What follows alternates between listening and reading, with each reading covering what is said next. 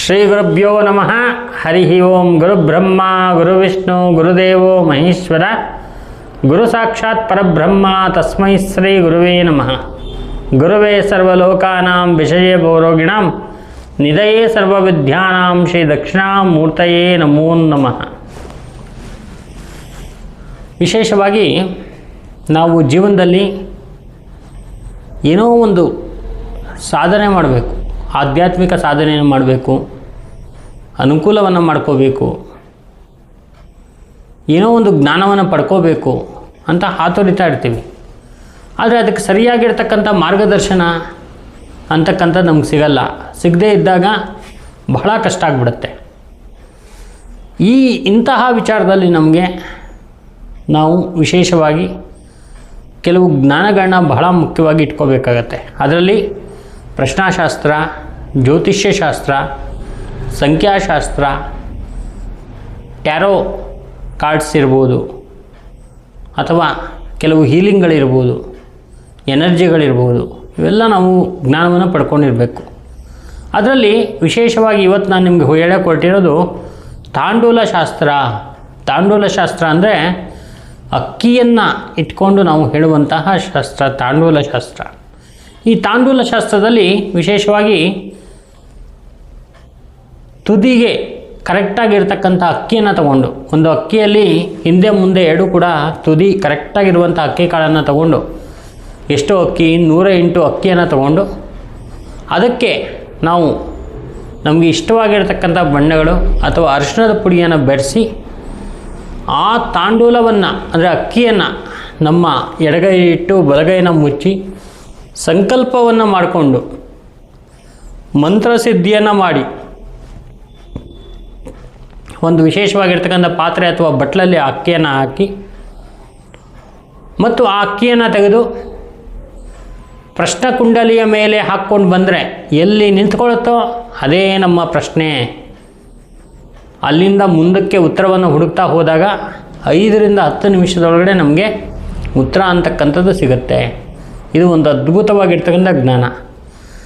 ಈ ತಾಂಡೂಲ ಶಾಸ್ತ್ರ ನಮಗೆ ಮಾತಾ ಅನ್ನಪೂರ್ಣೇಶ್ವರಿಯಿಂದ ಒಂದು ಅನುಗ್ರಹಿತವಾಗಿರ್ತಕ್ಕಂಥ ಶಾಸ್ತ್ರ. ಆದ್ದರಿಂದ ಅದರಲ್ಲಿ ಯಾವುದೇ ಥರದ ನಿಮಗೆ ಅದರಲ್ಲಿ ಸುಳ್ಳು ಅಂತಕ್ಕಂಥದ್ದಾಗಲಿ ಅಥವಾ ನಿಮಗೆ ಸರಿಯಿಲ್ಲ ಅಂತಕ್ಕಂಥದ್ದಾಗಲಿ ಬರೋದೇ ಇಲ್ಲ. ಯಾವಾಗಲೂ ಕೂಡ ಕರೆಕ್ಟಾಗಿ ಬರುತ್ತೆ. ಇದನ್ನು ತಾಂಡೂಲ ಶಾಸ್ತ್ರ ಅಂಥೇಳಿ ನಾವು ಕರಿತೀವಿ. ಇದರಲ್ಲಿ 2 ಥರ ಉಪಯೋಗ ಮಾಡ್ಬೋದು ನಾವು. ಕೌಡೆ ವಿಳ್ಯದೆಲೆನ ಇಟ್ಕೊಂಡು ಅದ್ರ ಜೊತೆಗೆ ತಾಂಡೂಲವನ್ನು ಹಾಕಿ ನೋಡುವಂಥದ್ದು ಇರುತ್ತೆ, ಅಥವಾ ಸಪ್ರೇಟಾಗಿ ತಾಂಡೂಲವನ್ನು ಹಾಕಿ ಅದರ ಶಾಸ್ತ್ರವನ್ನು ನೋಡುವಂಥದ್ದು ಇರುತ್ತೆ. 3 ಬಗೆಯಲ್ಲಿ ತಾಂಡೂಲವನ್ನು ಹಾಕಿ ನೋಡುವಂಥದ್ದಿದೆ. ಮೊದಲನೇದಾಗಿ ಬಟ್ಲಲ್ಲಿರುವಂಥ ಅಕ್ಕಿಯನ್ನು ತಗೊಂಡು ಅದನ್ನು ಎಣಿಸಿ ನೋಡುವಂಥದ್ದೊಂದು, ಕುಂಡ್ಲಿಯ ಮೇಲೆ ಹಾಕಿ ನೋಡುವಂಥದ್ದೊಂದು, ಮತ್ತು ಅದನ್ನು ಗುಂಪುಗಳನ್ನಾಗಿ ಮಾಡಿ ಅದಕ್ಕೆ ಒಂದು ಪಿತೃಗುಂಪು, ದೇವಗುಂಪು, ಮನುಷ್ಯ ಗುಂಪು, ರಾಕ್ಷಸ ಗುಂಪು ಅಂಥೇಳಿ ಗುಂಪುಗಳನ್ನ ಮಾಡಿ ಆ ಗುಂಪಿನಲ್ಲಿ ಒಂದಷ್ಟು ತಾಂಡೂಲವನ್ನು ಅಥವಾ ಅಕ್ಷತೆಯನ್ನು ತಗೊಂಡು ಅದನ್ನು ನೋಡುವಂತಹ ಒಂದು ಶಾಸ್ತ್ರವೂ ಕೂಡ ಇದೆ. ಈ ಥರ ಅದ್ಭುತವಾಗಿರ್ತಕ್ಕಂಥ ಪ್ರಶ್ನಾಶಾಸ್ತ್ರದಲ್ಲಿ ಒಂದು ಭಾಗ ಅದು ತಾಂಡೂಲ ಶಾಸ್ತ್ರ ಅಂದರೆ. ಈ ತಾಂಡೂಲ ಶಾಸ್ತ್ರವನ್ನು ಅತೀ ಪುರಾತನವಾಗಿ ಒಂದು ಗ್ರಂಥದಲ್ಲಿ ಇರುವಂತಹ ಶಾಸ್ತ್ರ ಇದು. ಹಲವಾರು ಜನ ಇದನ್ನು ನೋಡ್ತಾರೆ. ಈ ಶಾಸ್ತ್ರದ ಬಗ್ಗೆ ಬಹಳ ನಾವು ಆಳಕ್ಕೆ ಹೋಯಿತು ಅಂತ ಹೇಳಿದ್ರೆ ನಮಗೆ ಪುರಾಣ ಇತಿಹಾಸಗಳಲ್ಲಿ ಈ ಶಾಸ್ತ್ರ ಇರ್ತಕ್ಕಂಥದ್ದು ಗೊತ್ತಾಗತ್ತೆ. ಮೊಟ್ಟ ಮೊದಲಿಗೆ ಬಂದಂಥ ಶಾಸ್ತ್ರ ಇದು ತಾಂಡೂಲ ಶಾಸ್ತ್ರ.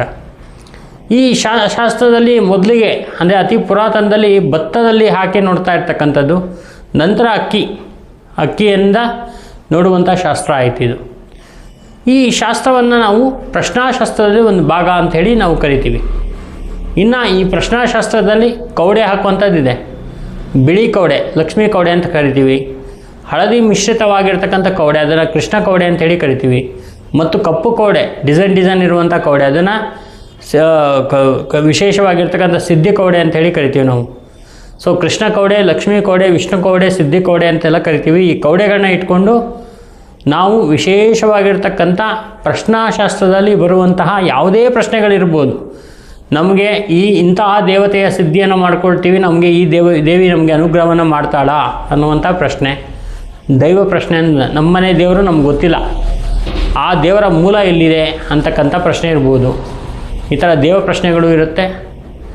ಮತ್ತು ನಮಗೆ ಯಾವುದೇ ಒಂದು ಪ್ರಶ್ನೆ ಇರಲಿ ಅದಕ್ಕೆ ಸರಿಯಾಗಿರ್ತಕ್ಕಂಥ ಉತ್ತರಗಳು ನಮಗೆ ಸಿಗುತ್ತೆ. ಹಾಗಾಗಿ ಇದು ಒಂದು ಅದ್ಭುತವಾಗಿರ್ತಕ್ಕಂಥ ಜ್ಞಾನ ಇರುತ್ತೆ.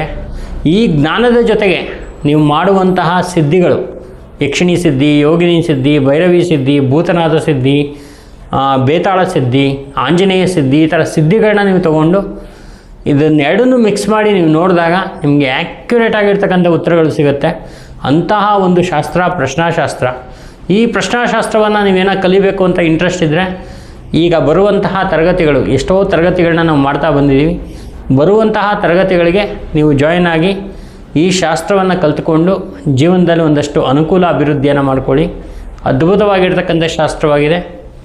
ನಮಸ್ಕಾರ.